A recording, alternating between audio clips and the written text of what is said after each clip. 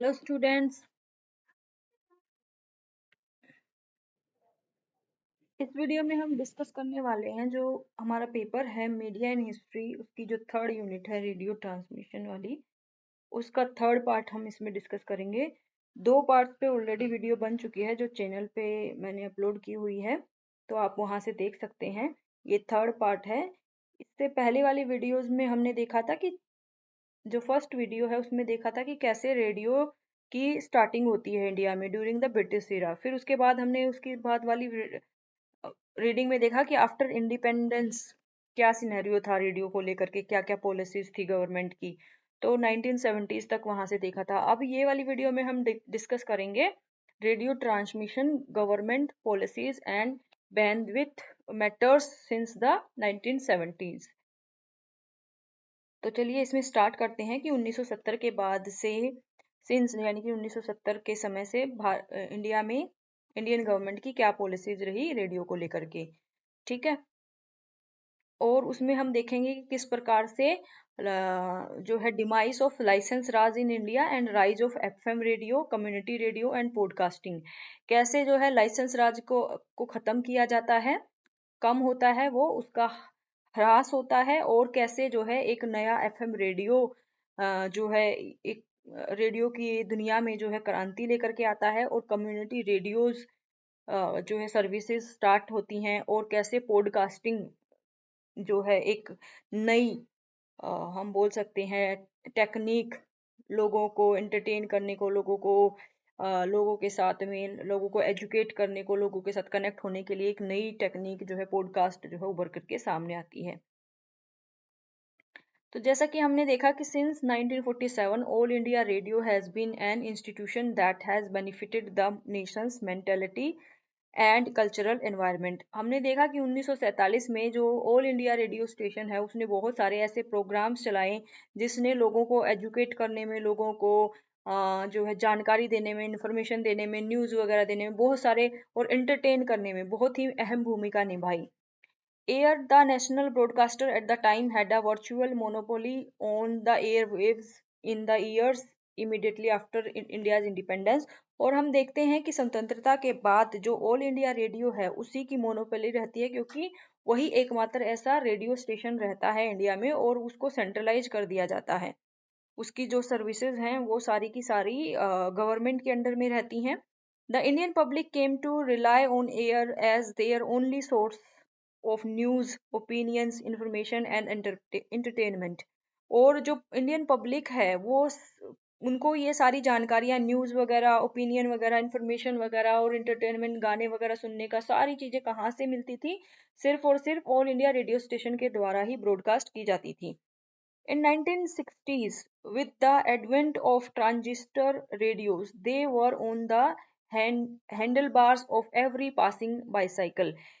1960 में एक बहुत ही बड़ी क्रांति इस फील्ड में आई। उसमें क्या हो गया, जो जो रेडियो थे वो बहुत छोटे, उनकी जो है शेप, पहले क्या था, उनको घरों में सेट किया जाता था, उस उनको इधर उधर ले जा नहीं सकते थे, उनको ले जाना वे जाना बहुत मुश्किल होता था। फिर क्या है, छोटे साइज के, और जो है नई टेक्नोलॉजी के साथ 1960 में जो है रेडियो जाए, और जिनको जो है इधर उधर लेके जाना भी बहुत आसान हो गया था। तो आपने पुरानी मूवीज में देखा होगा कि लोग जो है ऐसे ही अपने कंधे पे रख करके, और ऐसे ही हाथ में पकड़ करके, साइकिल पे बांध करके, क्योंकि उस टाइम पे तो साइकिल ही ज्यादा थी, उस पर लोग जो है रख करके रेडियो वगैरह सुनते हुए जाया करते थे। ठीक है ना। तो 1960 में एक ये बहुत बड़ी चीज ऐड हुई थी रेडियो की दुनिया में, रेडियो ट्रांसमिशन में। As there was essentially just one station, practically the whole population of India was exposed to each program, shaping their shared cultural norms, political news, and economic concerns। और स, और इसके पीछे एक और जो है बहुत ही इम्पोर्टेंट चीज जो है इंडिया में अच्छी भी हो रही थी, वो क्या कि जितने भी जो भी प्रोग्राम्स वगैरह आते थे वो सभी एक ही स्टेशन से आते थे। तो वो जो है सेम टाइप का culture, cultural norms, political views और इकोनॉमिक कंसर्न सब तक पहुंचाता था, यानी कि सबके पास सेम पहुंचते थे। आज के जैसे नहीं है एक चैनल में कुछ बोल रहा है, दूसरे चैनल में कुछ बोल रहा है। जैसे कि आज के टाइम में आप सुनते हो चैनल्स भी बटे हुए हैं, कोई प्रो गवर्नमेंट है, कोई अगेंस्ट है, कोई गवर्नमेंट के साथ में बोलता है, कोई गवर्नमेंट की पॉलिसीज को क्रिटिसाइज करता है। तो उस टाइम पे लोगों तक पहुंचने का सिर्फ एक ही जरिया था, और जो भी वो ब्रॉडकास्ट करते थे वो सब तक समान रूप से ही पहुंचता था। Government policies and bandwidth matters since the 1970s। अब हम देखते हैं कि गवर्नमेंट की पॉलिसीज इससे संबंधित कैसे टाइम टू टाइम कंफर्म हुई।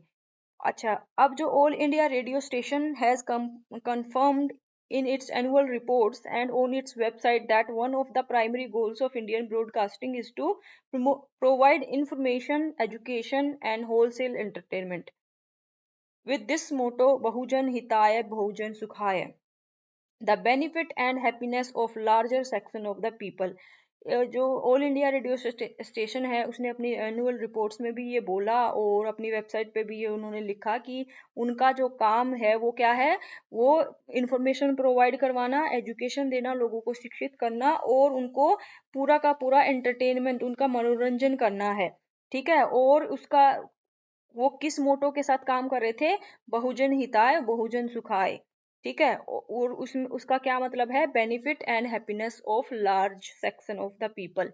क्योंकि लार्ज ज्यादातर लोगों के पास जो है रेडियो, जो है 1970s की हम बात कर रहे हैं, उस टाइम पे जो इंटरटेनमेंट का भी और जो न्यूज वगैरह जानने का भी एकमात्र जो सहारा था वो रेडियो ही था।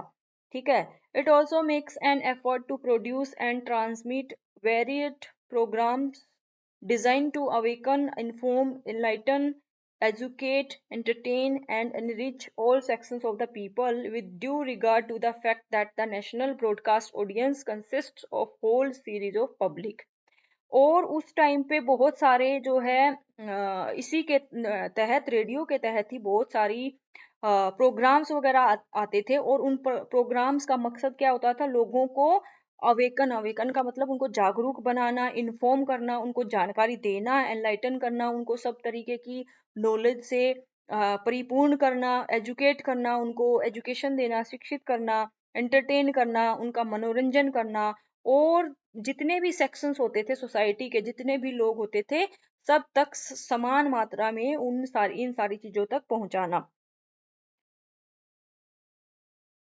और ये किस उसके साथ उन्हें ये भी पता था कि जो सुनने वाली पॉपुलेशन है वो सब की सब बहुत ही, एक तरीके से हम बोल सकते हैं उसका, वो बहुत ज्यादा मात्रा में है। और ऑल इंडिया रेडियो स्टेशन ये पूरा पूरा ध्यान रखता था कि ये सारी चीजें सारी जो जनता है भारत की उन तक पहुंचे। All India radio station has become one of the largest media networks in the world. और देखते ही देखते ऑल इंडिया रेडियो स्टेशन जो है वो इतना ज्यादा, क्योंकि इतने सारे लोग उसको सुनने वाले, ऑडियंस उसकी इतनी ज्यादा थी, तो वर्ल्ड का सबसे ज्यादा बड़ा मीडिया नेटवर्क बन गया वो, due to the funding allocations in every 5 years plan. और सबसे ये कैसे पॉसिबल हो पाया, क्योंकि इसको जो है 5 year प्लान्स के तहत में बहुत सारे रेडियो ट्रांसमिशन इस्टेब्लिश करने की और नई नई टेक्नोलॉजी लाने की, इस पे पैसा खर्च करने के लिए 5 year प्लान्स में इसको जो है प्रायोरिटी पे रखा गया था। To date all India radio has expanded to an infrastructure of 209 transmission stations, including 113 provincial and 76 regional radio stations, 149 medium frequency, 55 high frequency and 131 FM broadcasters। अभी के टाइम में इसमें एक 209, इसके इंफ्रास्ट्रक्चर में 209 ट्रांसमिशन स्टेशंस हैं, और जिसमें से 113 प्रोविंशियल हैं, और 76 रीजनल स्टेशंस हैं, और 149 क्या है, मीडियम फ्रीक्वेंसी, 55 फ्रीक्वेंसी, और 131 एफएम ब्रॉडकास्टर्स हैं इसमें।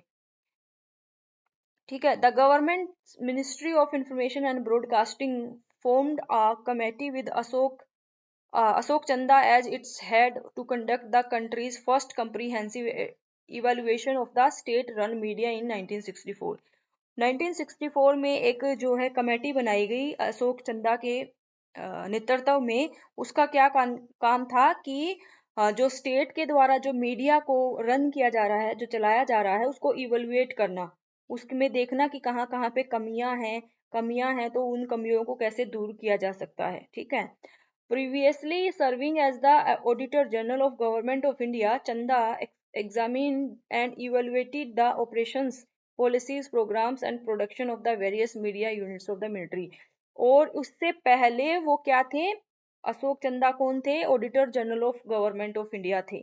और उन्होंने बहुत सारे पॉलिसीज को, बहुत सारे ऑपरेशंस को, प्रोग्राम्स को, उन सबको एग्जामिन किया और इवेलुएट किया, और बहुत सारे प्रोडक्शंस, जो मीडिया के जो यूनिट्स थी और जो मिनिस्ट्रीज थी उनको भी इवेलुएट किया उन्होंने। In the years that followed India's independence, the nation made stride towards modernization and industrialization following the dominant mode of the development influenced by the West from the 1950s through the 1970s. Independence के बाद क्या है, India ने भी जो है अपने यहाँ पर मॉडर्नाइजेशन को यानी कि आधुनिकरण को और इंडस्ट्रियलाइजेशन यानी कि औद्योगिकरण को फॉलो किया, जैसा कि वेस्ट की कंट्रीज, यूरोपियन कंट्रीज कर रही थी 1950 से 1970 तक। ठीक है। The government saw mass media as a tools that it could use to alter the mentality of the populace of foster an environment conducive to modernisation and development. Government को ये लगा कि अगर लोगों तक ये सारी चीजें, अगर हमें चेंज लेकर के आनी है, मॉडर्नाइजेशन लाना है, इंडस्ट्रियलाइजेशन लाना है, तो उसके लिए हमें मीडिया जैसे टूल की जरूरत पड़ेगी। गवर्नमेंट को ये बहुत पहले ही उस टाइम पे रियलाइज हो गया था, अगर हमें चेंजेस लाने हैं तो हमें किसकी जरूरत पड़ेगी? मीडिया जैसे माध्यम की जरूरत पड़ेगी। द चंदा committee agreed with, just a minute,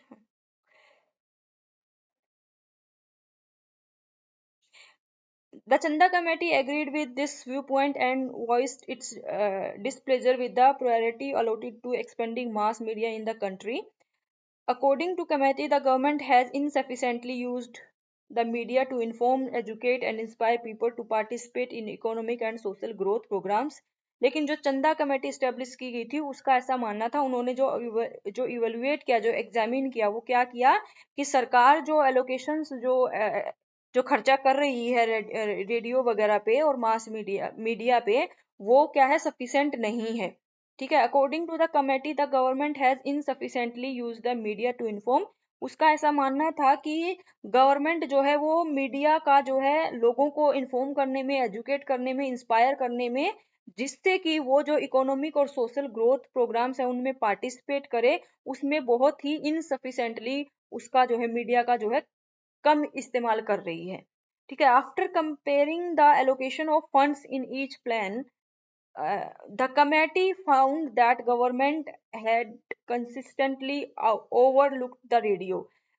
उन्होंने फंड्स के लोकेशन देखे कि ईच 5 ईयर प्लान में उन्होंने कितने फंड्स जो है लोकेट किए हैं, तो उस कमेटी ने पाया कि गवर्नमेंट जो है रेडियो को जो है बहुत ही फंड्स जो है वो कम दे रही है। उसने ओवरलुक का मतलब होता है उसको नकारा हुआ है, रेडियो पर इतना ज्यादा ध्यान नहीं दे रही है वो।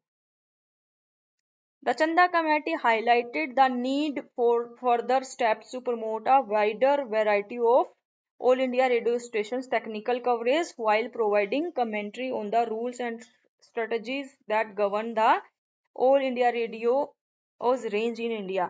और जो कमेटी थी, जो चंदा की जो कमेटी थी, उसने हाईलाइट किया कि ऐसे ऐसे जो है ऑल इंडिया रेडियो स्टेशन की टेक्निकल कवरेज को और बेहतर बनाने के लिए सरकार को ऐसे कदम उठाने चाहिए जिससे कि इसकी जो फैसिलिटीज हैं वो और अच्छी हो सके।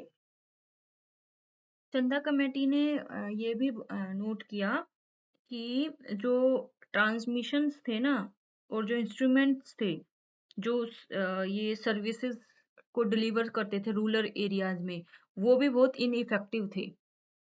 The Chanda Committee noted that flaws in the reception and transmission instruments contributed to the ineffectiveness of rural service delivery.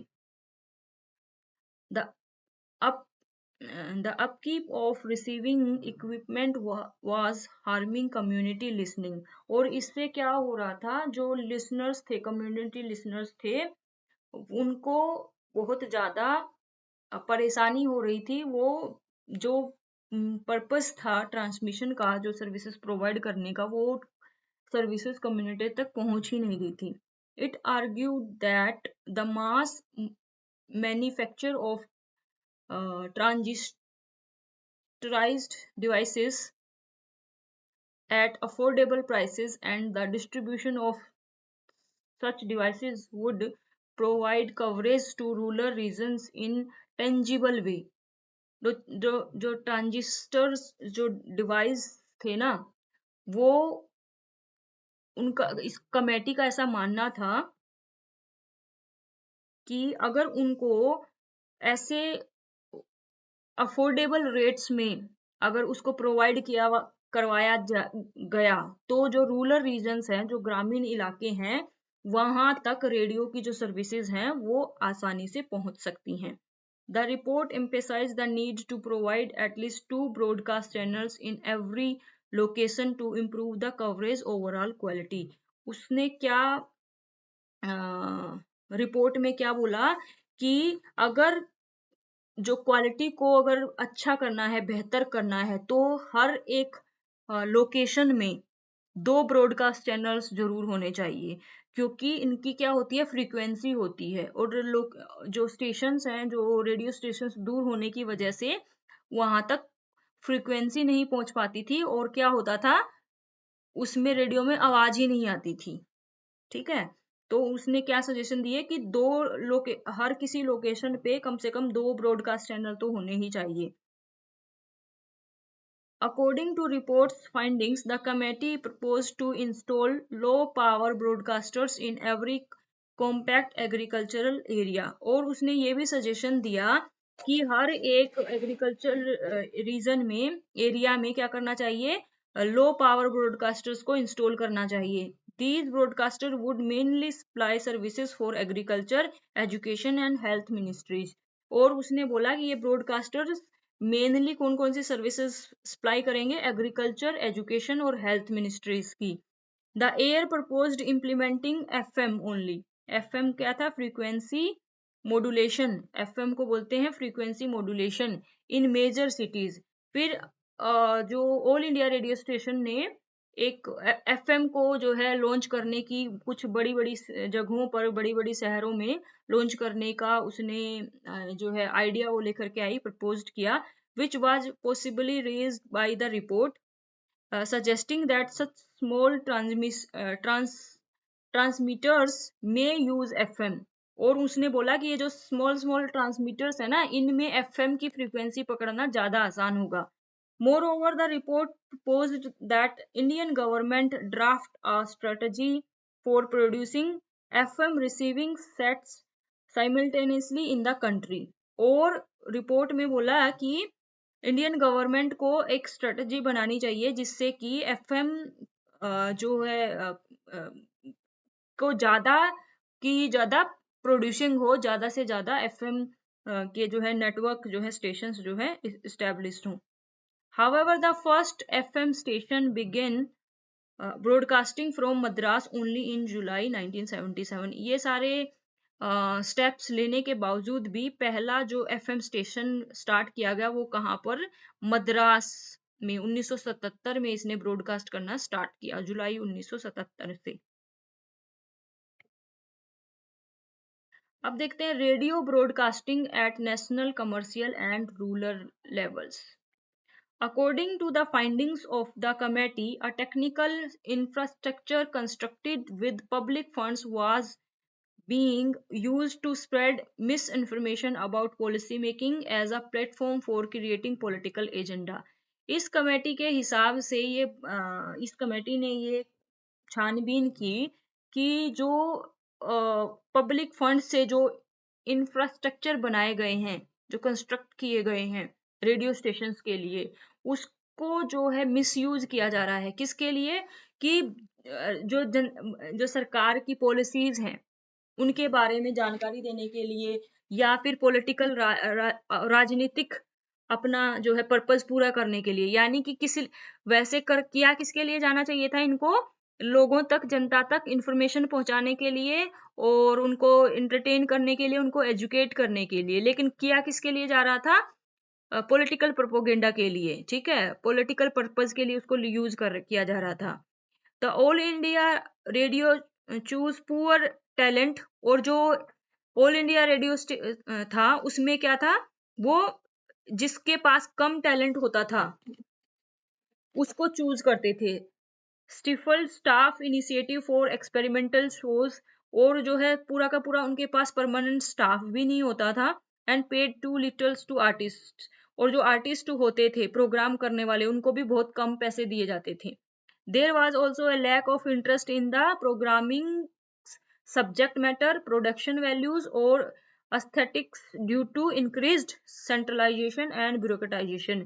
और उस टाइम पे, क्योंकि हमने पिछली अपनी वीडियो में पढ़ा था ना कि किस प्रकार से आकाशवाणी और ये सबको सुनना बंद कर दिया था लोगों ने, तो ये कमेटी ने जांच पड़ताल की उस टाइम पे कि क्यों सुनना और वो सब करना स्टार्ट कर दिया था लोगों ने, फॉलो करना क्यों बंद कर दिया था, तो ये सारे रीजंस उसको पता चले थे कमेटी को।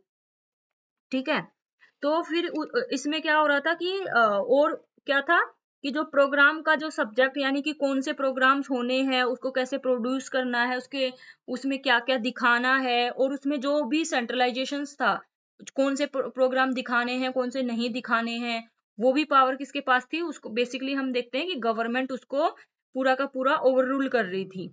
ठीक है ना, और बहुत सारा उसमें नौकरशाही, ब्यूरोक्रेटाइजेशन क्या होता है, नौकरशाही का, बड़े बड़े जो अफसर थे उनकी देख रेख में ये सारी चीजें होती थी। तो इससे क्या था, बेफालतू का समय बर्बाद होता था, और बेफालतू के वो अपनी मर्जी के हिसाब से ही कौन सा प्रोग्राम प्रोड्यूस करना है, कौन सा चलाना है, वो सब चीजें गवर्नमेंट के जो बड़े बड़े ब्यूरोक्रेट्स थे वही डिसाइड करते थे।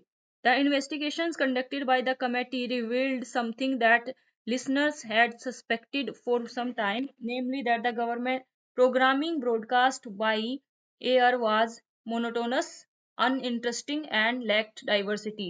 और ये कमेटी ने ये भी उसको पता चला कि जो लिसनर्स थे वो क्या सोचते थे कि जो एयर के जो ऑल इंडिया रेडियो स्टेशन के जो प्रोग्राम्स हैं वो बहुत ही मोनोटोनस हैं, उनमें कोई भी इंटरेस्ट नहीं है, और डाइवर्सिटी नाम की तो चीज ही नहीं है, वो सब सिर्फ और सिर्फ जो मेन स्ट्रीम पॉपुलेशन है उसके हिसाब से ही उस पे जो है प्रोग्राम्स वगैरह आते थे। और उसमें they did not become involve in heated political topics और even things of the civic concern. और उसमें जो उस टाइम के जो पॉलिटिकल टॉपिक्स वगैरह चल रहे होते थे, और जो आम जनता की जो जरूरत की जो बातें थी उनको नहीं दिखाया जाता था, नहीं बताया जाता था रेडियो में।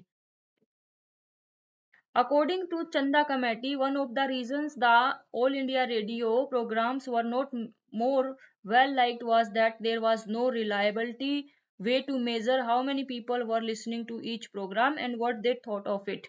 और चंदा कमेटी का एक उन्होंने ये भी एक जो है रीजन बताया कि ऑल इंडिया रेडियो स्टेशन को लोग ज्यादा क्यों पसंद करना बंद कर दिया था। उसके पीछे रीजन क्या था कि इसके बारे में कोई रिसर्च ही नहीं की जाती थी कि कितने कितने लोग इसको सुन रहे हैं, और वो जो सुन रहे हैं उससे खुश हैं भी या नहीं है, या वो क्या सुनना चाहते हैं।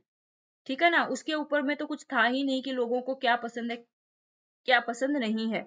This information was crucial for informing the radio programmers decisions about making the all India radio programmes more engaging and valuable to their target audience. अब जब आप जनता के हिसाब से जो लिसनर्स हैं उनके हिसाब से ही आपको पता ही नहीं कि आपके लिसनर्स क्या सुनना चाह रहे हैं, तो वो इंगेजिंग कैसे होगा, लोग अपने आप उसको सुनना बंद कर देंगे। ठीक है, और इसी ये सारी प्रॉब्लम्स जो है चंदा कमेटी को उस टाइम पे देखने को मिली कि ऑल इंडिया रेडियो में ये सारी प्रॉब्लम्स हैं। For rural radio services the absence of rigorous surveying of listeners preferences और the effect of broadcast was more prominent। The committee concluded that the lack of news, opinions, and comments and conjunction with the excessive publishing of government programs had contributed to the unattractiveness of rural program broadcast। जो rural programming broadcast में जो है government क्या करती थी, अपने ही programmes का गुणगान करती रहती थी। ठीक है, और जो लोगों को पसंद था ओपिनियन सुनना, कमेंट सुनना और बहुत सारी न्यूज वगैरह सुनना, उन सबको क्या है जो है उन सब पे कम ध्यान दिया जाता था।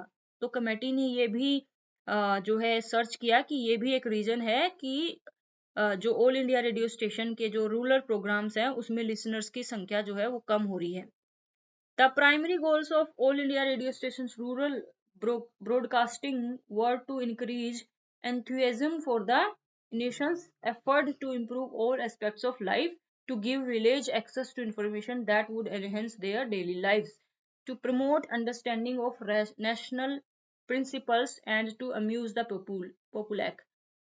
जो उसका प्राइमरी गोल क्या था कि लोगों को एजुकेट करना, गांव वाले लोगों तक इंफॉर्मेशन पहुंचाना, उनको उनकी डेली लाइफ में जो उनको इंफॉर्मेशन चाहिए वो उन तक पहुंचनी चाहिए, उनको एंटरटेन करना चाहिए। लेकिन ये सारे काम जो हैं ऑल इंडिया रेडियो स्टेशन जो है ये पर्पस पूरा ही नहीं कर पा रहा था। The broadcast included a variety of local languages dialects design more of for community listening. दो हालांकि जो ब्रॉडकास्ट किया जाता था उसने वो बहुत सारी लोकल लैंग्वेजेस में भी किया जाता था, लोकल जो डायलेक्ट्स थे बोलचाल की भाषा उसमें भी किया जाता था, ठीक है ना, ताकि जो दूर दराज में रहने वाली विलेज में रहने वाली जो कम्युनिटीज हैं उसको सुने। In addition the financial year plan included provisions for installing community listening devices in rural areas। Even जो 5 ईयर प्लान्स में जो रेडियो ट्रांसमिशन का और इन सबको जो शामिल किया गया था उसमें ये भी प्रावधान था कि गांव में जो है कम्युनिटी लिसनिंग डिवाइसेस को इस्टेब्लिश किया जाएगा, जिससे कि गांव के सारे लोग आ करके उस पर जो जो भी प्रोग्राम्स वगैरह है न्यूज वगैरह सुन सके, क्योंकि उस टाइम में ये सारी चीजें बहुत महंगी होती थी और हमने देखा ना कैसे लाइसेंस लेना पड़ता था। However, the All India Radio eventually scrapped the idea in the 1970 due to the revolution brought about the transistors। और फिर धीरे धीरे ओके लाइन छूट गई। Even though radio devices had increased 1,50,000 by 1965 to 1966, this concept did not succeed because of the difficulties associated with the upkeep of radio devices। हालांकि इस idea के साथ से जो है 1,50,000 के आसपास 1965 से 1966 तक ये इस प्रकार के डिवाइसेस लगाए भी गए थे, कम्युनिटी डिवाइसेस। लेकिन जो रेडियो को जो है उसकी देखभाल करना, उसकी बैटरी वगैरह चेंज करना और ये सारी चीजें जो थी पॉसिबल नहीं थी, जिसकी वजह से ये आइडिया भी सक्सेस नहीं हो पाया।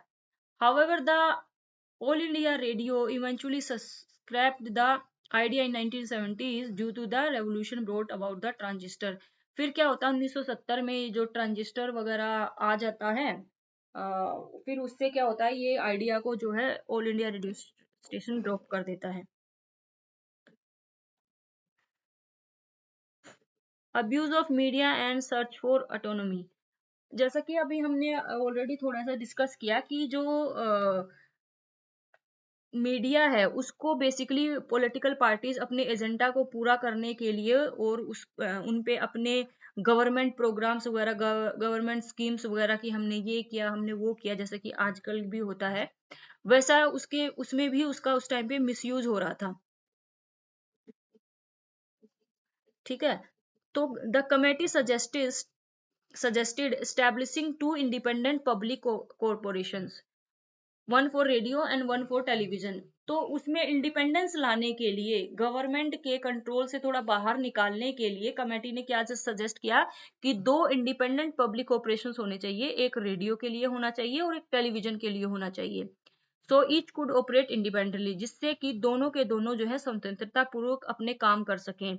It was an effort to find a middle ground between autonomy and supervision by providing air और Doordarshan with enough freedom regarding fiscal management issues, जिससे कि क्या हो उसने कमेटी ने क्या सजेस्ट किया, it was an effort to find a middle ground दोनों के सरकार के बीच में और जो ऑल इंडिया रेडियो स्टेशन है और जो दूरदर्शन है उनके बीच में एक मिडिल ग्राउंड खोज निकालने की बात की गई कि इससे क्या होगा उनकी फ्रीडम बनी रहेगी, ठीक है ना, और उनसे फिर क्या है उनके फिजिकल और जो मैनेजमेंट इश्यूज हैं वो भी सोल्व हो जाएंगे। The committee oppose the idea of the government using the all India radio as a tool and putting it into the hands of private companies. और गवर्नमेंट क्या है उस टाइम पे ये सोच रही थी कि जो ऑल इंडिया रेडियो स्टेशन है उसको प्राइवेट कर दिया जाए, तो इस कमेटी ने उस आइडिया को भी अपोज किया कि ऐसा नहीं करना चाहिए सरकार को। The committee voted to permit state governments, municipal corporations and universities to install transmitters. और कमेटी ने जो है सरकार को ये बोला, स्टेट गवर्नमेंट्स को परमिट करना चाहिए जो म्यूनिसिपल कॉर्पोरेशंस है और जो यूनिवर्सिटीज हैं वहां पर छोटे छोटे ट्रांसमीटर्स इस्टेब्लिश करने के लिए. In 1970s, the government seriously considered all these suggestions, but ultimately decided that the present scenario was not an appropriate time to explore transforming All India Radio into an independent corporation. 1970 में सरकार ने कुछ जो इस committee ने suggestions दिए उनको मानने की भी कोशिश की, लेकिन फिर क्या हो गया, उन्होंने ये बोला गवर्नमेंट ने कि अभी जो है ऑल इंडिया रेडियो स्टेशंस को इंडिपेंडेंस देने का भी सही समय नहीं है, बाद में कभी इसके बारे में देखेंगे. On 1st August 1976, TV was officially split from All India Radio Station and named Doordarshan. Finally 1976 में जा करके दूरदर्शन और जो है रेडियो को जो है अलग अलग दोनों अलग अलग जो कर दिया जाता है कि ऑल इंडिया रेडियो स्टेशन अलग से प्रोग्राम करेगा, दूरदर्शन अलग से.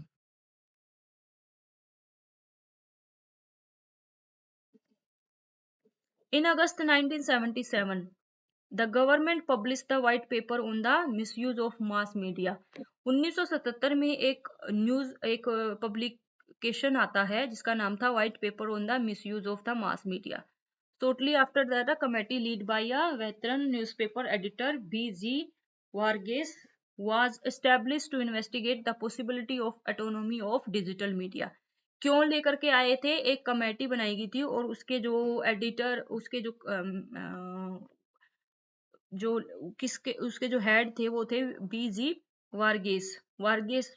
इन्होंने वो कमेटी को लीड किया था और इन्होंने इन्वेस्टिगेट किया possibility of autonomy for digital India, कि डिजिटल इंडिया को इंडिपेंडेंस सरकार के प्रभुत्व से अलग होना चाहिए या नहीं होना चाहिए. The government instructed the committee to examine the functional, financial and legal aspects of the proposal to give full autonomy to Akashvani and Doordarshan, consistent with accountability to parliament, keeping in mind the different forms of autonomous organizations existing in other democratic countries in matters of broadcasting.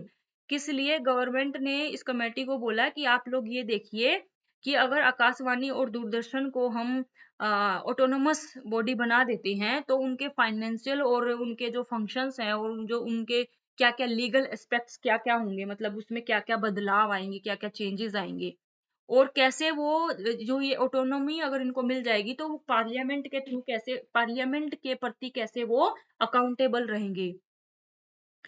ठीक है, ये देखने के लिए इस committee को establish किया गया था. The working committee discussed the possibilities and established an independent national broadcasting trust called Akash Bharati. फिर उसने क्या किया गया, जो ये वर्किंग कमेटी बनाई थी इसने सारी पॉसिबिलिटीज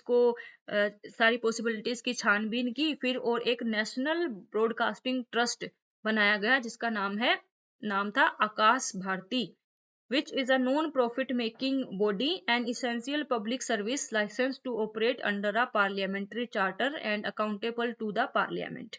ये क्या था, नॉन प्रॉफिट बॉडी थी और जो पब्लिक सर्विसेज देंगी, जिसको लाइसेंस दिया गया था पब्लिक सर्विसेज देने के लिए, और किसके अंडर काम करेगी, ये पार्लियामेंट के अंडर काम करेगी और पार्लियामेंट के प्रति ही अकाउंटेबल रहेगी, जवाबदेह रहेगी.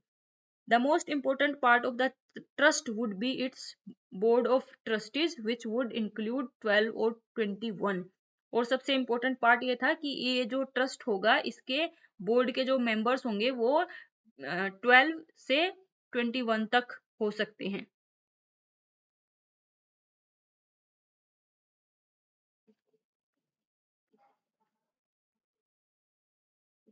In 1980s, the government appointed Gopal Swamy Parthasarathi to chair an advisory council for reorganizing media organizations to promote more professional viewpoint. 1980 में गवर्नमेंट ने फिर से एक जो है काउंसिल, एडवाइजरी काउंसिल बनाई, किसके लिए, प्रमोट करने के लिए ज्यादा से ज्यादा, ताकि उस जो मीडिया है उससे संबंधित और अधिक प्रोफेशनली उसके बारे में जानने के लिए, समझने के लिए कमेटी बनाई. Committee's work resulted in several recommendations. Committee ने बहुत सारे रिकमेंडेशंस दिए including news policy for broadcast media. Published in May 1982, और इसने इंक्लूड किए, और जो उसका जो रिकमेंडेशंस दिए उस रिपोर्ट का नाम था news policy for broadcast media, जो पब्लिश हुई 1982 में। The rules included within this policy are still in force in the broadcast sector, और ये जो भी पॉलिसी बनाई गई थी ये आज के टाइम में भी अभी भी ये पॉलिसीज जो ब्रॉडकास्ट मीडिया है उस पर लागू होती हैं। हम इसमें से जो इम्पोर्टेंट पॉइंट्स हैं वो सब कर रहे हैं, बाकी के जो ज़्यादा ज़रूरी मेरे को नहीं लगे उसको छोड़ दिया है। राइज ऑफ एफएम रेडियो, ये भी बहुत ज़रूरी है कि इंडिया में जो है एफएम रेडियो कब से स्टार्ट हुआ। By the 1980s the all India radio has built a multi tired system of broadcasting that consist of the following, मतलब कि बहुत सारी लेयर वाला, बहुत सारा उसका जो टेक्नोलॉजी हम बोल सकते हैं में काफी ज्यादा एडवांसमेंट आ गई थी, बहुत ही ज्यादा सुधार आ गया था। तो पहला सुधार क्या था? High powered transmitters in New Delhi to allow for 2 national channels to broadcast on AM. ये क्या था? न्यू दिल्ली में 2 नेशनल चैनल्स को एक हाई पावर ट्रांसमीटर स्टेब्लिश किया गया था नई दिल्ली में, जो 2 नेशनल चैनल्स को चलाता था, ब्रॉडकास्ट करता था। एम्पलीट्यूड मॉड्यूलेशन इसको बोलते हैं, एएम, ठीक है, एंड शॉर्ट वेव। ये एक जो ट्रांसमीटर जो था हाई पावर वाला था ये। There was an at least one AM regional station airing programming in a regional language in each state capital and at least one additional major city। और क्या बिल्ड किया हुआ था? There was at least 1 AM regional station, हर region में एक regional station होता था जो कि जो रीजनल लैंग्वेज में प्रोग्राम्स को एयर करता था, ब्रॉडकास्ट करता था। कहाँ पर? ईच स्टेट, हर स्टेट की जो कैपिटल होती है वहां पर, और एक जो मेजर सिटी होती है वहां पर, ठीक है। Short wave radio station located in less populated regions outside of major cities played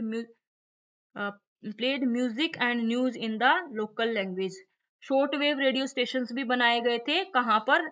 located in less populated regions outside of major cities, जो बड़ी बड़ी शहर होते थे उसके बाहर जो कम जनसंख्या वाले जो क्षेत्र थे वहां पर भी short wave radio station establish किए गए थे। और वो क्या करते थे? Played music news in the local language, और उसमें लोकल लैंग्वेज में म्यूजिक और न्यूज वगैरह ब्रॉडकास्ट की जाती थी।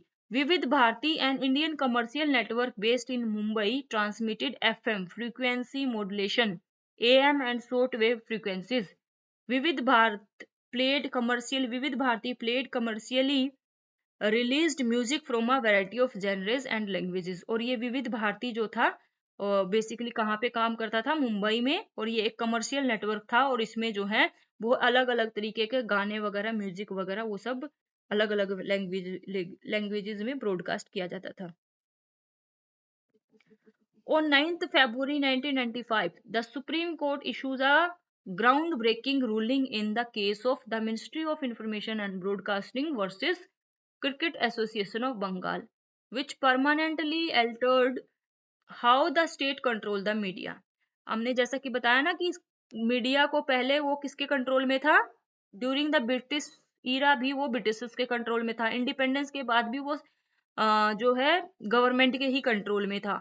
तो 1995 में एक केस आया ministry of information and broadcasting, और उसके अगेंस्ट में था cricket association of Bengal.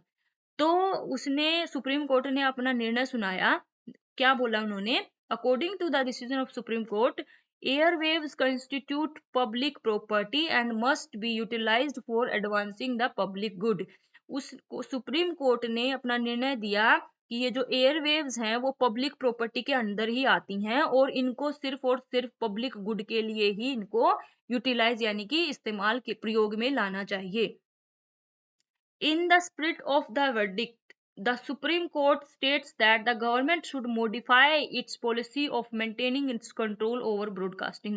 Supreme Court ने इस बात पर अपना ये तर्क दिया कि सरकार को जो है, जो पॉलिसी वो बनाती है ब्रॉडकास्टिंग को कंट्रोल करने की, उसको मॉडिफाई करना चाहिए, उसको बदलना चाहिए। The court added that the broadcasting media should encourage free speech and expression, and as a result should be allowed freedom from monopoly and control by the government while being subject to supervision by a public authority. Court ने ये उसमें और add on किया और ये बोला कि broadcasting media should encourage free speech and expression. Broadcast media को जो है फ्री स्पीच और एक्सप्रेशन को और ज्यादा से उसको एनकरेज करना चाहिए। एज अ रिजल्ट और इसकी के कारण सरकार को जो है अपनी मोनोपोली हटा लेनी चाहिए उसके ऊपर से, ठीक है। After years of being a monopoly in the hands of the government, it subsequently privatized radio transmission in India. बहुत सालों के बाद से ये मोनोपोली किसके पास थी? गवर्नमेंट के पास थी, और फिर उसको जो है रेडियो ट्रांसमिशन को प्राइवेटाइज किया गया।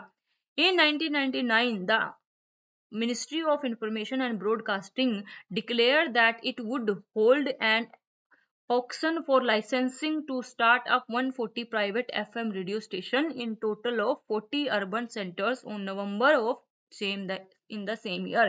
1999 में डिक्लेयर कर दिया कि हम जो है 140 प्राइवेट एफएम रेडियो स्टेशंस के बनाने के लिए लाइसेंस देंगे, ठीक है।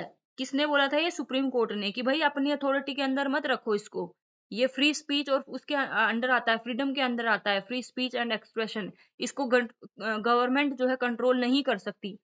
तो फिर गवर्नमेंट ने 1999 में जो ministry of information and broadcasting है उसने 140 ऐसे प्राइवेट एफएम स्टेशन बनाने के लिए लाइसेंस देने की बात कही, ठीक है। The auction of for rights marked the beginning of the first phase of the radio industry becoming privatized। और वो जो ऑक्शन हुआ था 1999 में, जो एक नीलामी टाइप की हम बोल सकते हैं हुई थी, वो जो है रेडियो इंडस्ट्री में को प्राइवेट करने का एक पहला चरण माना जा सकता है।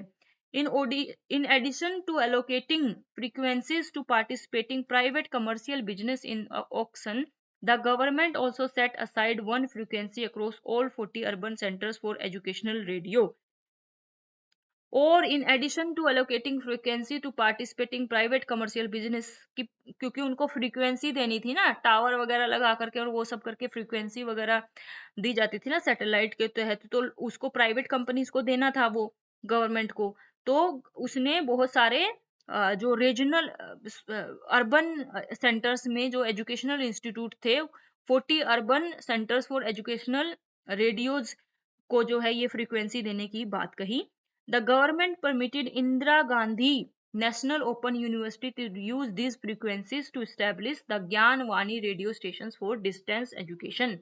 जैसा कि आप सबको पता है, Indira Gandhi national open university ये एक डिस्टेंस लर्निंग हायर एजुकेशन के लिए एक यूनिवर्सिटी है। उसमें पहली बार ज्ञानवाणी रेडियो स्टेशन स्टार्ट किए गए थे, और इस ज्ञानवाणी पे कैसे प्रोग्राम्स आते थे? एजुकेशन से संबंधित प्रोग्राम आते थे। जैसे कि आज आप मेरे लेक्चर सुन रहे हो, उसी प्रकार से उस टाइम पे टीचर्स जो है ज्ञानवाणी रेडियो के तहत स्टूडेंट्स तक अपने जो सब्जेक्ट से संबंधित उनको जो है लेक्चर वगैरह दिया करते थे, उनको नॉलेज दिया करते थे, इंफॉर्मेशन दिया करते थे। At the same time, All India Radio was putting forward efforts to establish an all-encompassing program for community radio. In 2003, Ministry of Information and Broadcast designated FM channel 90.4 KS as a public service channel for local radio stations। और इसी प्रकार हम देखते हैं 2003 में 90.4 KH एक public service channel बनाया जाता है लोकल रेडियो स्टेशंस के लिए, ठीक है। Under the community radio scheme, ministry of Information and Broadcasting has agreed to provide license for extremely low power transmitters to educational institutions with a range not exceeding 10-15 kilometers with additional guidelines for community involvement। फिर जो है जो ministry थी MIB, इसने ये भी decide किया कि हम ऐसे जो और भी जो इंस्टीट्यूट है, एजुकेशनल इंस्टीट्यूट है, उनको भी लाइसेंस देंगे, लेकिन उनके उसमें जो रेंज है जो फ्रीक्वेंसी की रेंज है वो 10 से 15 किलोमीटर तक ही रहेगी। ठीक है, यानी कि सिर्फ 10 से 15 किलोमीटर तक अगर कोई रेडियो होगा तो वो उसकी फ्रीक्वेंसी को पकड़ पाएगा। ठीक है, अब हम देखते हैं इंडिया में community radio. Community radio in India, according to the United Nations Development Programme's Human Development Report 2002, human development is much more than growth in national incomes. उनका ऐसा मानना है, United Nation Development Human Development Programme का ऐसा मानना है कि जो ह्यूमन डेवलपमेंट है वो किसी भी नेशन की जो उसकी जो is much more than growth in national income, यानी कि ह्यूमन डेवलपमेंट उस देश की इनकम से भी ज्यादा अच्छी होनी चाहिए, ज्यादा अच्छा होना चाहिए human development. Governance for human development is about more than effective institutions and rules. और ये कैसे हो सकता है? जब ज्यादा अच्छे इंस्टीट्यूशंस होंगे, इफेक्टिव इंस्टीट्यूशंस और रूल्स एंड रेगुलेशंस होंगे। It must be also be concerned with whether institutions and rules are fair and whether all people have a say in how they operate। और जो ये इंस्टीट्यूशंस हैं वो, और उसमें जो रूल्स हैं वो फेयर होने चाहिए, जिसमें लोगों को अपनी बात रखने का पूरी तरीके से, जिनको उसमें आजादी हो। It is also the responsibility of the mass media to play an essential part in making people say possible। लोगों को अपनी बात रखने का मौका मिले, ये सारी पॉसिबिलिटी उनको कहाँ से मिल सकती हैं? मास मीडिया भी इसमें बहुत बड़ा रोल प्ले कर सकता है। However, given how the established media structures function, it is possible that these institutions will never realize the concept of the people say। लेकिन जिस हिसाब का स्ट्रक्चर बनाया हुआ है उससे लगता नहीं है कि लोग जो है अपनी बात जो है रख पाते होंगे। There is no guarantee that they represent all demographic sub groups within a community country's population. For this reason it is indispensable to include all sections of people in the expanding media network। In this context, the significance of community radio arises from the fact that any kind of broadcaster, whether national, regional, or commercial, cannot replicate its role। और इसी के साथ ही यही सारी चीजें देखते हुए ये डिसाइड किया गया कि कम्युनिटी रेडियोस होने चाहिए। ठीक है, कम्युनिटी रेडियो क्या है? Community radio is an enterprise that people run for people. ये एक ऐसा एंटरप्राइज है जहां पे लोग ही इसको चलाते हैं। It represents a community's dreams, ambitions and worries that mainstream media mostly neglects और मिसेज। इस कम्युनिटीज जो रेडियोज हैं वहां पर बेसिकली कम्युनिटीज से संबंधित ही सारी चीजों के बारे में न्यूज वगैरह देना, उनके बारे में इंफॉर्मेशन देना, वही सब चीजें होंगी, क्योंकि जो मेन स्ट्रीम जो रेडियो स्टेशंस हैं वो ये सारी चीजों को निग्लेक्ट करते हैं। ठीक है, the requirements and priorities of communication are determined and articulated by people on their own. और जितनी भी इसकी रिक्वायरमेंट्स हैं, जो भी प्रायोरिटी हैं, वो सारी की सारी कौन आर्टिकुलेट करेगा? लोग अपने आप करेंगे उसको। ठीक है, it is an example of democratic practice in the realm of communication. इससे क्या होगा कि जो कम्युनिकेशन है वो और ज्यादा डेमोक्रेटिक होगा और ज्यादा लोकतांत्रिक होगा। The face community radio has been interpreted in several ways. और ये जो कम्युनिटी रेडियो है इसको बहुत सारे नामों से जाना भी जाता है, जैसे पीपल्स रेडियो, डेमोक्रेटिक रेडियो, लोकतांत्रिक रेडियो, लोकल रेडियो। ठीक है, ये सब किसके लिए यूज होते हैं? कम्युनिटी रेडियो के लिए। The broadcast range of community radio station is often somewhat limited. लेकिन जो ये लिमिटेड जो कम्युनिटी रेडियो स्टेशन बनाए गए थे, इनकी जो रेंज होती थी वो बहुत कम होती थी, यानी कि उनका जो फ्रीक्वेंसी थी वो ज्यादातर दूर तक नहीं जाती थी। Community radio depends on low power transmissions that cover a radius of number no more than 20 or 30 kilometers। जो इनकी जो रेडियस थी ना, जो इनकी फ्रीक्वेंसी की रेंज थी, वो सिर्फ और सिर्फ 20 या 30 किलोमीटर, 20 या 30 किलोमीटर तक ही जाती थी। In 1996, a group of broadcasters and academics in India got together for a conference and developed the Bangalore Declaration Community Radio। 1976 में पहली बार एक Bangalore declaration community radio establish किया गया था। This event mark the beginning for a very robust campaign in India to advocate community radio. और ये जो है भारत में एक बोल सकते हैं ब्रॉडकास्ट जो कम्युनिटी रेडियो की स्टार्टिंग मानी जा सकती है। अब देखते हैं पॉडकास्टिंग। पॉडकास्टिंग क्या होता है? The satellite network and the coming together of various technologies have led to the revolutionary change in status of broadcasting all over the globe. जो भी